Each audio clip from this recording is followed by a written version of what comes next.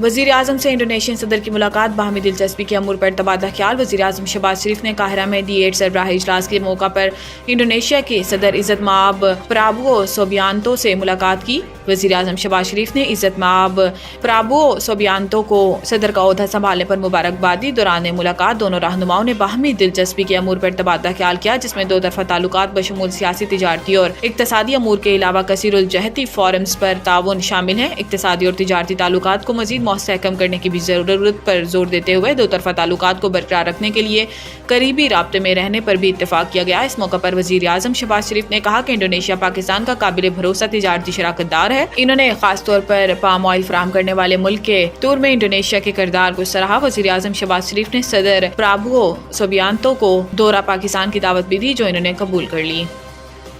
मुल्क की मीशत पर कारोबारी तबके का एतमाद बढ़ रहा है। रवा माली साल के आखिर तक तरसीलात ज़र 35 अरब डॉलर से तजावुज़ कर गईं। इक़्तिसादी राब्ता कमेटी के इजलास से खिताब करते हुए वज़ीर ख़जाना मोहम्मद औरंगज़ेब का कहना था कि जल्द ही हम ज़र मुबादला ज़खायर 3 माह की बरामदात के मुसावी ले जाएंगे। मैक्रो इकनॉमिक्स इस्तेहकाम का असर जल्द हकीकी मईशत में भी नजर आएगा। इन्होंने कहा कि करंट अकाउंट सरप्लस 10 साल की बुलंद तरीन सतह और महंगाई 6 साल की कम तरीन सतह पर है। अपने खिताब में वफाकी वज़ीर ख़जाना का कहना था कि खाने पीने की अशिया की कीमतों में इजाफे को संजीदगी से ले रहे हैं। आलमी मंडी में मुर्गी और दालों की कीमतों में कमी और ईंधन सस्ता होने के बावजूद मुल्क में दालें महंगी हो रही हैं। इस महंगाई का जिम्मेदार मिडल मैन है।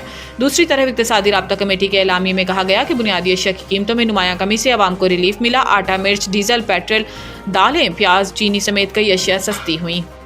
पाकिस्तान ने बैलिस्टिक मिसाइल प्रोग्राम से मुतालिक अमरीकी पाबंदियों को मुतसाबाना करार दे दिया। पाकिस्तान ने अमेरिका की जानिब से बैलिस्टिक मिसाइल प्रोग्राम में मदद देने के इल्जाम में 4 इदारों पर पाबंदी के इक़दाम को मुतसाबाना करार दे दिया। अमेरिका की जानिब से पाकिस्तान के बैलिस्टिक मिसाइल में मुबैना ताउन करने पर 4 कंपनियों पर पाबंदी के मामले पर रद्द-ए-अमल देते हुए दफ्तर खारजा ने कहा कि इदारों पर पाबंदी आयद करने का अमरीकी फैसला मुतसाबाना है। पाकिस्तान की स्ट्रेटेजिक सलाहियतों का मकसद जनूबी एशिया में अमन इस्तेहकाम को बरकरार रखना है। इस रद्द-ए-अमल में दफ्तर खारजा की तर्जुमान मुमताज आरा बलोच ने कहा कि इदारों पर पाबंदी आयद करने का मुतसाबाना अमरीकी फैसला इम्तियाजी तर्ज अमल इलाकाई और आलमी सलामती के लिए खतरा है। इन्होंने कहा कि पाबंदियों का ताज़ा अमरीकी इक़दाम अमन और सलामती के मकसद से इन्हिराफ करता है। पाबंदियों का मकसद फौजी अदम तवाज़ुन को बढ़ाना है।